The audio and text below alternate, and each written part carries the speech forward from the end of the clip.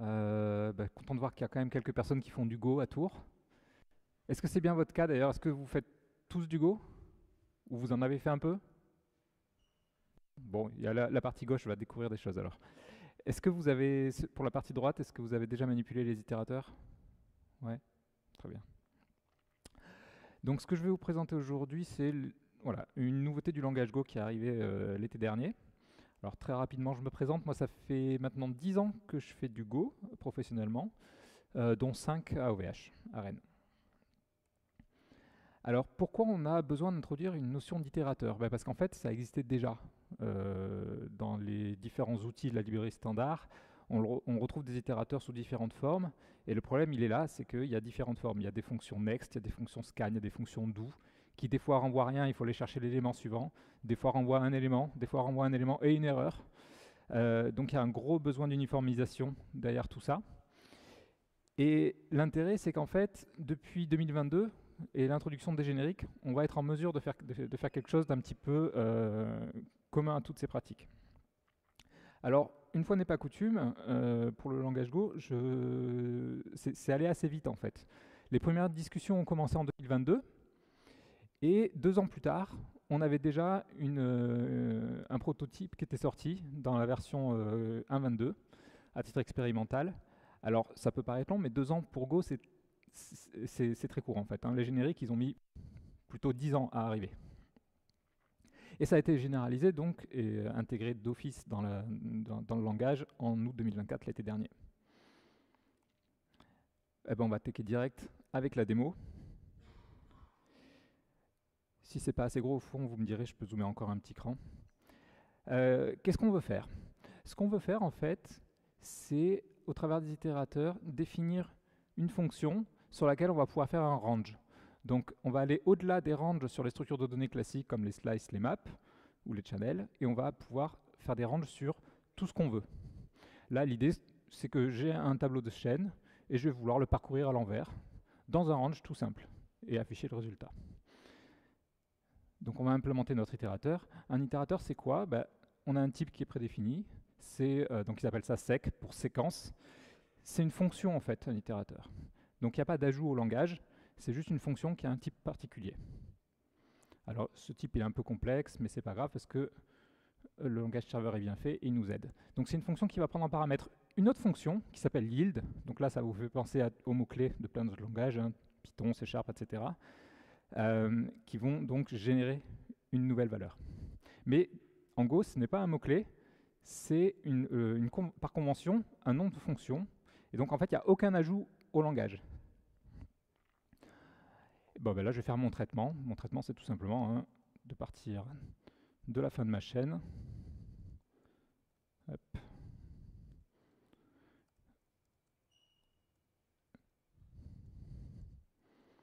Voilà. Et je vais yield toutes mes valeurs les unes après les autres.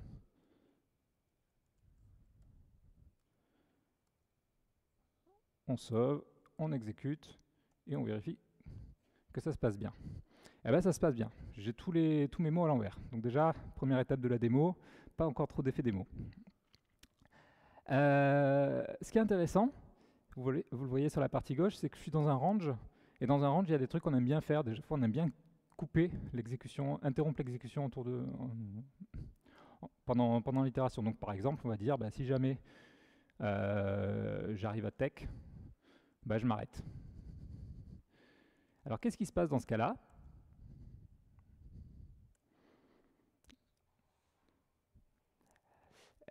Là, il n'est pas hyper content. Là, j'ai une panique.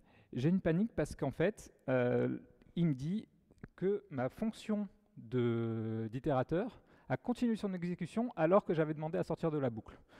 En fait, oui. Si vous regardez un peu plus près, là, cette fonction yield, elle retourne un booléen. Et ce booléen, il ne fallait pas l'ignorer, comme je l'ai fait. Il faut le prendre en compte pour dire que si jamais le retour de la valeur de la fonction yield est faux, ça veut dire qu'en fait, on a demandé l'interruption de la boucle et donc on doit arrêter notre parcours, on doit s'interrompre. Donc c'est ce que je fais là, tout simplement, comme ça, comme ceci. Et là, il n'y a pas de souci, on s'arrête correctement et donc à gauche, j'ai une utilisation de range qui est totalement classique, conforme à ce qu'on a l'habitude de faire. Alors on peut aller un petit peu plus loin. Là, j'ai un range qui retourne un élément. Dans nos pratiques, on a souvent l'habitude, avec les slices, les maps notamment, de retourner jusqu'à 2 valeurs. On peut le faire aussi. Donc là, on utilise un nouvel itérateur, qui est le sec2, qui lui va renvoyer 2 paramètres. Donc le premier, on va dire que c'est notre indice de tableau, par exemple, donc un int.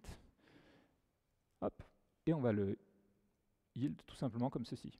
Je regarde, qu'est-ce que ça donne? Bon, évidemment, ça marche moyen. On va le couper pour l'instant. Voilà, ça m'affiche mes indices à l'envers. Pourquoi? Parce que j'ai ignoré la deuxième valeur. Mais je peux la rajouter, la deuxième valeur. On va le faire comme ceci.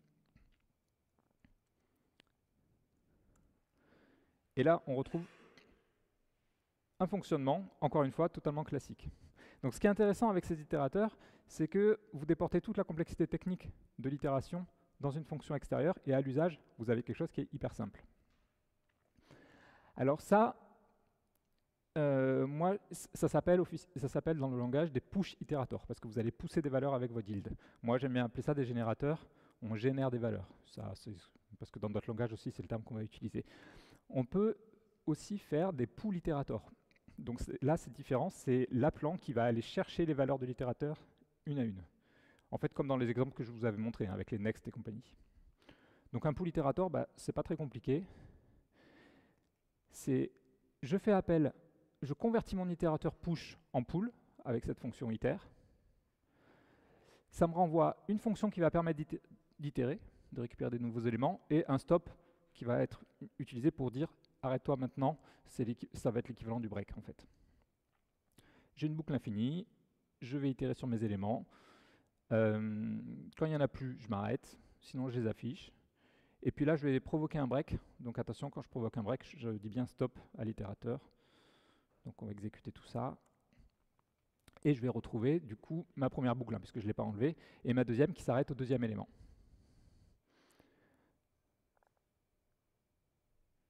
Bon, on peut aller même encore un tout petit peu plus loin, même si ça n'a pas trop d'intérêt pour la démo.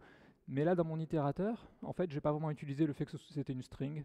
Donc, juste, on va dire que on va en faire une fonction générique qui s'applique à n'importe quel type de slice. Comme ça permet de faire un peu de générique, ça n'arrive pas souvent, alors on en profite aujourd'hui, on peut. Et ça ne changerait absolument rien à mon usage, puisque ma fonction marche maintenant sur n'importe quel type de slice d'objet. Voilà, j'ai fait le principal de ce que je voulais vous montrer en démo. On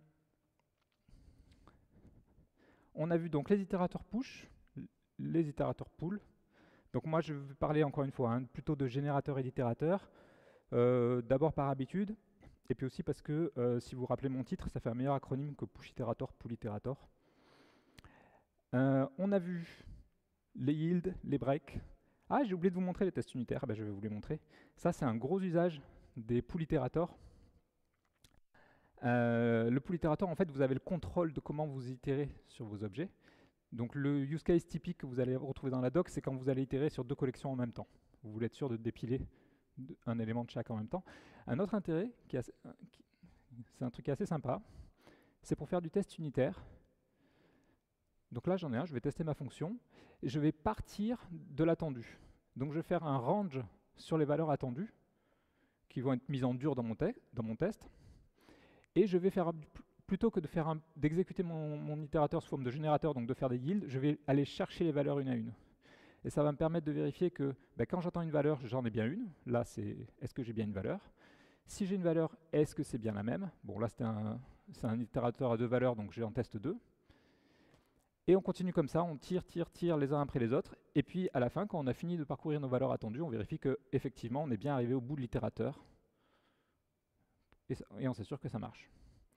Donc ça, hop, on va l'exécuter rapidement. Donc ça, pour moi, c'est finalement presque plus intéressant d'utiliser les itérateurs pull sur les tests unitaires. Voilà. Alors, tout ça, ça vient avec pas mal d'améliorations de la bibliothèque standard, puisque quand on rajoute un outil, autant en profiter pour enrichir un petit peu l'existant. Donc, la gestion des itérateurs sur les collections natives a été introduite également. J'ai mis en grisé le repeat parce que ça a été un ajout de la 1.23, mais qui n'a rien à voir avec les itérateurs. Je ne me détaille pas, hein, tout ça vous l'avez dans la doc et c'est très très intuitif ce que ça fait. Alors, dans quel cas vous allez pouvoir les utiliser? Eh ben, globalement, à chaque fois que vous avez une boucle for qui n'est pas sur un range et qui fait des choses un petit peu compliquées, posez-vous la question. Est-ce que ça n'aurait pas d'intérêt d'être déporté dans un itérateur pour en gros extraire toute cette complexité technique dans une fonction dédiée et de l'autre côté, moi utilisateur, je vais avoir un for range tout simple.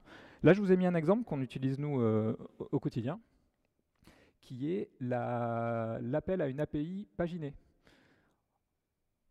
En fait, si je veux récupérer toutes les valeurs de mon API paginée, je ne sais pas si vous avez vu la presse de Julien là, à l'instant, à la fin il a parlé exactement de ça, eh ben, en fait je vais faire mes appels les uns après les autres et pour chaque appel, je vais devoir générer toutes les valeurs une à une. Donc c'est la partie verte. J'ai deux boucles imbriquées qui font ça. Si j'ai une erreur, ben, je la renvoie aussi quand j'ai l'erreur. Donc c'est la partie orange.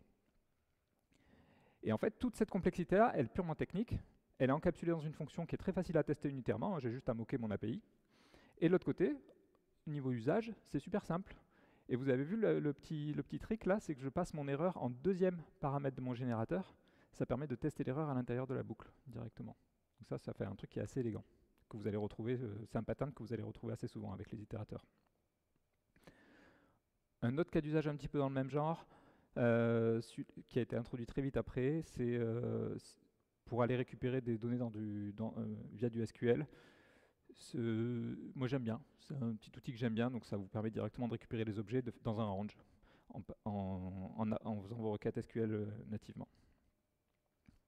Alors tout n'est pas rose hein, avec les itérateurs, il y a des reproches qui leur sont faits. D'abord, pour tout l'existant, il va falloir rajouter une façon d'itérer avec ces nouveaux outils, donc ça fait deux choses à maintenir, deux choses potentiellement à utiliser. En soi, moi je considère que ce n'est pas un problème, hein. On va tous basculer sur les nouveaux itérateurs et déprécier les anciens. On a des signatures un peu restrictives. Encore une fois, je pense qu'on a quelque chose qui est quand même suffisant pour la majorité des situations, donc faisons avec. Un reproche qui est peut-être plus réel, c'est-à-dire que là, on va augmenter la complexité implicite du range. Dans votre range, vous allez avoir des choses qui vont être peut-être plus compliquées que l'impression que vous en avez. Typiquement, dans mes requêtes paginées, des fois, quand je fais un tour de boucle, je fais un appel HTTP. Donc ça, c'est vrai qu'effectivement, ça peut être un problème. Donc faites attention dans ce cas-là. Moi, ce que j'aurais envie de dire, c'est faites des commentaires, de la documentation sur votre itérateur pour que quand vous allez l'utiliser, vous allez tout de suite voir dans la doc, ce truc-là peut être un peu long parce que, enfin, il fait ci, ça, quoi. Donc documentez. Pour moi, tout ça, ce ne sont pas des problèmes. Je pense que l'apport de tous des itérateurs va être largement plus important que les risques que ça engendre. En découplant en plus toute cette partie purement technique de votre métier, encore une fois, ça va faciliter les tests, ça va faciliter la relecture. C'est simple, c'est uniforme, ça sera la même chose pour tout le monde. À partir de maintenant, on va tous les utiliser. Et donc, c'est très bien. J'en ai terminé. Il va nous rester une minute s'il y en a qui ont des questions. C'est la première fois que je donne cette presse sous cette forme-là, très courte. Donc je suis très intéressé par vos feedbacks si vous voyez des choses à améliorer, à compléter. Tout ce qui est code slide est accessible sur GitHub avec tous les liens dedans, donc n'hésitez pas. Voilà, merci encore. On a une minute s'il y a une question rapide.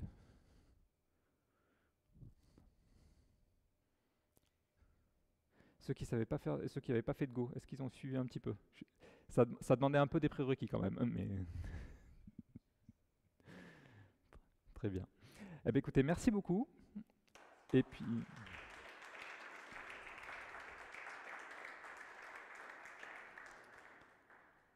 on va pouvoir aller manger.